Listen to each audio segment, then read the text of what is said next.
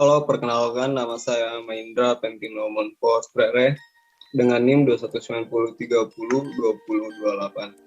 Saya akan mempresentasikan video KBU tentang buku kewirausahaan saya dengan judul yang pertama yaitu Identifikasi Akses Pembiayaan atau Modal Usaha Baru.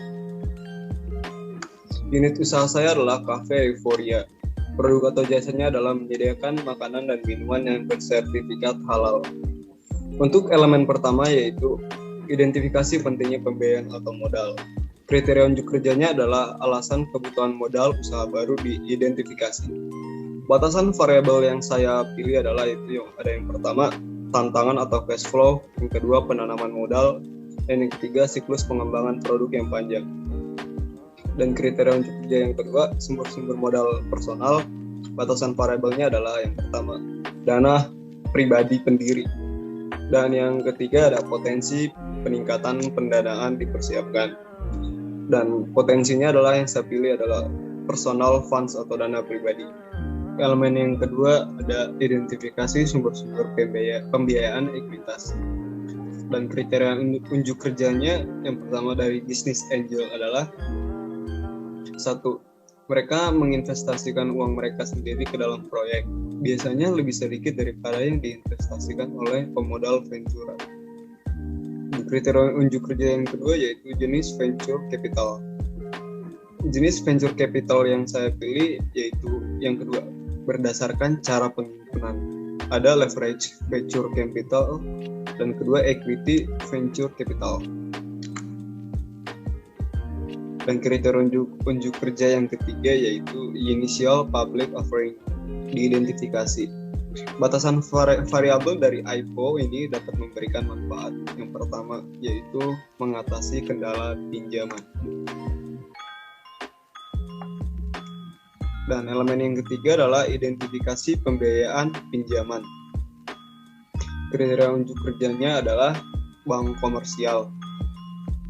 Dan batasan variabel dari bank komersial yang saya pilih yaitu yang ketiga, bank tertarik pada perusahaan yang memiliki arus kas yang kuat, leverage rendah, keuangan yang diaudit, dan manajemen yang baik dan neraca yang sehat. Kriteria unjuk kerja yang kedua yaitu SBA Guaranteed Loan.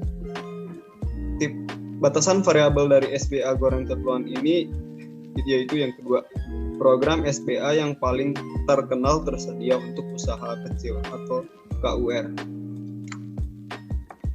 Dan kriteria unjuk kerja yang ketiga yaitu sumber-sumber pinjaman lain diidentifikasi. Batasan variabel dari sumber pinjaman lain ini yang pertama ada teman dan keluarga, yang kedua ada kartu kredit atau sebaiknya digunakan secukupnya, dan yang ketiga jaringan langganan peer-to-peer. Dan elemen yang keempat yaitu identifikasi sumber-sumber kreatif pembiayaan dan modal. Kriteria untuk kerja yang pertama ada leasing atau sewa.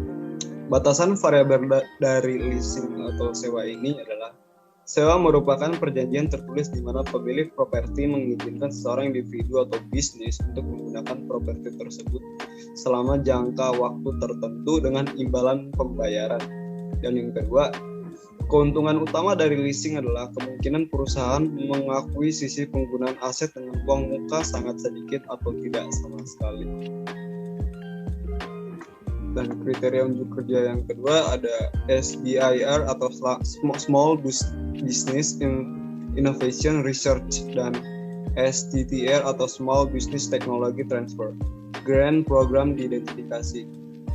Batasan variabel dari SBR dan STTR ini memiliki karakteristik yang pertama yaitu ada program SBR adalah program hibah kompetitif untuk usaha kecil di tahap awal dan proyek pembangunan, dan yang kedua ada SBIR adalah program 3 fase yang berarti bahwa perusahaan yang memenuhi syarat memiliki potensi untuk menerima lebih dari satu hibah untuk mendanai proposal tertentu. Unit yang kedua yaitu identifikasi dan evaluasi peluang pemasaran. Unit usaha saya yaitu Cafe Euphoria, dan produk atau jasanya adalah menyediakan makanan dan minuman yang bersertifikat halal. Langkah-langkah pertama, yaitu identifikasi peluang pemasaran. Kriteria kinerjanya, informasi tentang kebutuhan pasar dan jenis pemasaran dianalisa untuk mengidentifikasikan peluang pemasaran. Hasil atau rekaman hasilnya adalah yang pertama, informasi pasar komparatif atau apakah kita mampu memproduksi barang dan produksi barang dan jasa lebih banyak dengan biaya yang lebih murah daripada negara lainnya. Dan yang kedua yaitu kebutuhan pelanggan. Dan yang ketiga adalah tren dan perkembangan pasar. Dan untuk hasil jenis pemasaran dapat mencukupi yang pertama yaitu pemasaran langsung dan yang kedua pemasaran barang. 1.2 Potensi pasar baru dan kontribusi pada bisnis. Diteliti untuk masuk, membentuk atau memengaruhi pasar dalam hal kemungkinan kontribusi terhadap bisnis. Potensi pasar baru dapat mencakupi yaitu e-commerce dan yang kedua pasar ekspor. Dan kontribusi pada bisnis dapat mencakupi yang pertama berpengaruh pada volume penjualan. 1.3 Pendekatan kewirausahaan inovatif dan ide-ide kreatif. Diidentifikasi untuk aplikasi bisnis potensial mereka dapat dikembangkan menjadi peluang pemasaran potensial.